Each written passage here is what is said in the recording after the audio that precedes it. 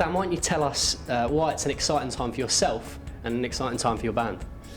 It's an exciting time for me because the Toploader are back together after 7 years of sitting on my arse doing nothing, and we got an album out on the 6th of June, and it's just dead exciting again. You know, after all those years, you know, not doing much, it's nice to be promoting a record again. It feels good. Is there an element of almost unfinished business, or was it that you missed sort of the excitement of being on stage? What was the motivation for?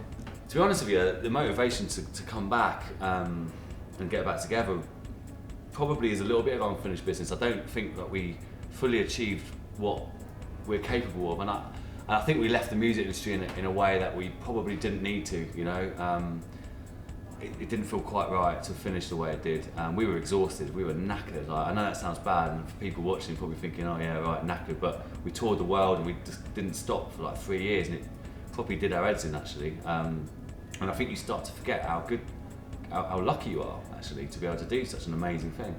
So this time around, it's very much centered on making a great record and enjoying the experience, you know. And you know, there's no denying there was that rock and roll aspect of your first time around, so to speak. But you know, dare I say, you're a little older and a little wiser. Yeah. Will things be different this time? Yeah, definitely. We listen, right? You know, you got a license when you're on a band to go hammer and tong at everything every night, and that's kind of cool. That's kind of part of it. But there's only so long you can do that, you know. Really, I think, and we've done it. So I don't. Saying that, we went to Qatar to do some gigs last week, and we were on it all day, every day. And to be honest with you, we all looked at each other and said we weren't going to do that, but we did it anyway. Everything's 10 times harder when you've got a hangover. So it all seems like fun at night when you're having a few bevies, but God, does it make the next day difficult. The actual recording process, how did that differ after almost a decade out of the music scene? I mean, I know you with Danton Supple. Who's a genius. Danton's properly cool, and I don't say that about everyone. He's a properly cool guy. He has an amazing radar for credibility and for keeping people in check and not getting carried away.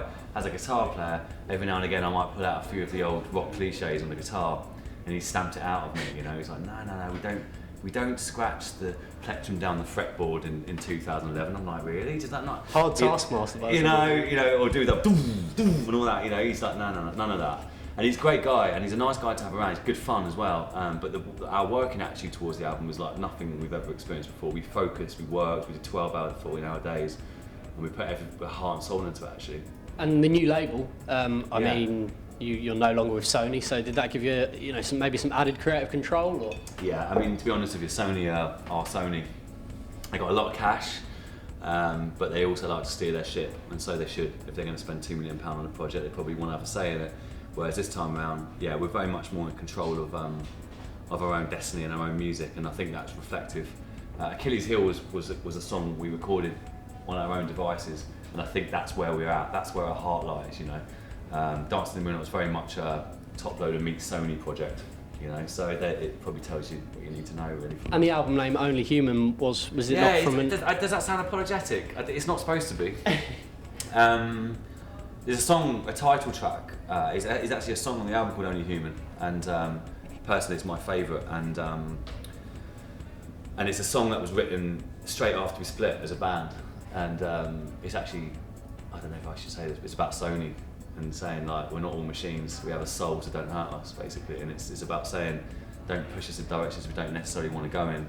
Let us breathe and let's be who we want. So there's a hidden meaning, or not so hidden now, but there was a hidden meaning in an interview. You just got an exclusive. That's Sportsvibe exclusive. I don't even know if I'm supposed to say that because I didn't write the song, Joe didn't. Well, but there you go, I've said it. But there you go.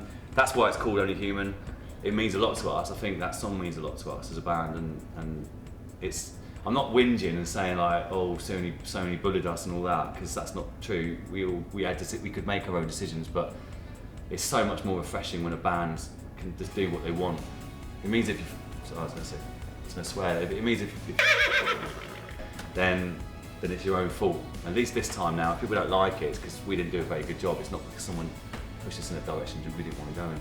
So you're in a very good place when it comes to... As far as artistic direction, we're in our place. This is our album, and that's why it means so much to us. So like I say, if no one likes it, then we're going to walk away with our tail between our legs. But we think it's really good, so we like it. I think we've caught you at a very good time because, as I understand, or as I know, you're a big Manchester United fan. Yeah. So you're in a very good place at the moment. I mean, you've got Place at the moment. Exactly. Yeah. You've got one hand on the Premier League. You've got one foot in the door of the Champions League final. Yeah. And who would have thought that 6 months ago? I mean, 6 months ago, Wayne Rooney wanted to leave because he said you weren't cutting it with the big boys, so to speak. So I think he's got some humble pie. I was just about to say, I hope he's eating his work. No, I mean, listen, you know, it's a changing world of football.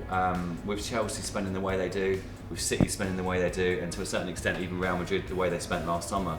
It's very tempting, I guess, as a football player to want to be part of those revolutions, but you've got to believe in football, and you know, you've got to believe in the way that you build a football club, you build a squad.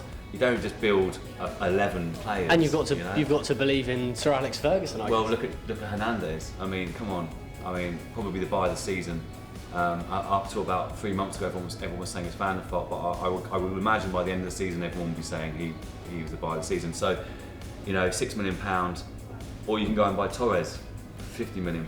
You know, make your mind up. I know what I'd rather do.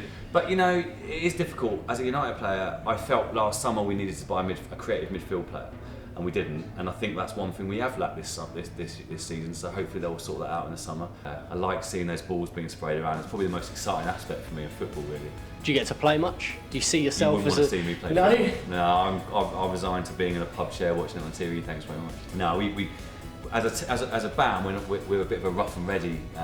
But we played Ant and Dec's team about 10 years ago at Stamford Bridge again because they you know, and I think it was our drummer took Ant or Dec, one of them out, clean out. I mean, a Roy Keane proper hack you're going down tackle, and 30,000 people booed us off the pitch. So yeah, we're not the best football team in the world.